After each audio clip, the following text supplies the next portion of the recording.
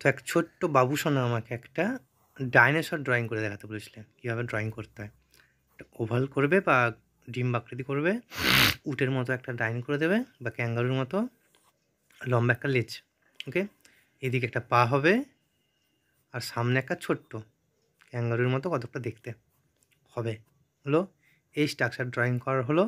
এর উপরেতে বোঝার সুবিধার্থে বা দেখার সুবিধার্থে স্কেচ পেনে করে ডিটেলস ড্রয়িং করছি, যাতে স্ট্রাকচারটা থেকে যায় নিচটাতে, ওকে।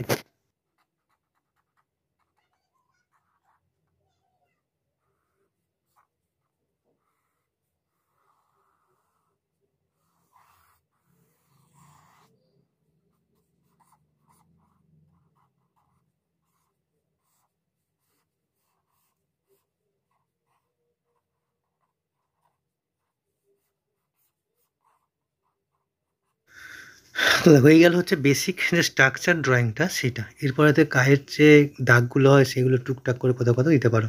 এটাকে ফ্রেশ করে ড্রয়িং করলে এরকম লাগবে দেখতে। একটা জঙ্গল করে দিয়ে যাক, প্রাচীনকালে সেখানে থাকতো। আচ্ছা শোনো, ডাইনোসর নিয়ে একটা গল্প বলি।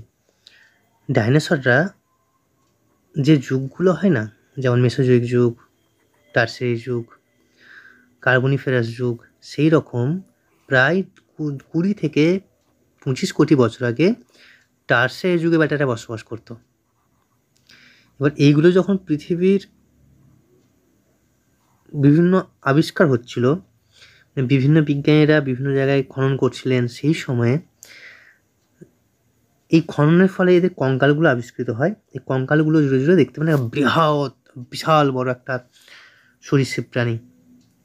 রিচার্ড ওয়েন নামে একজন বিজ্ঞানী প্রথম এই ডাইনোসরাস যে ওয়ার্ডটা সেটা ইউজ করেন 1942 দিক করে।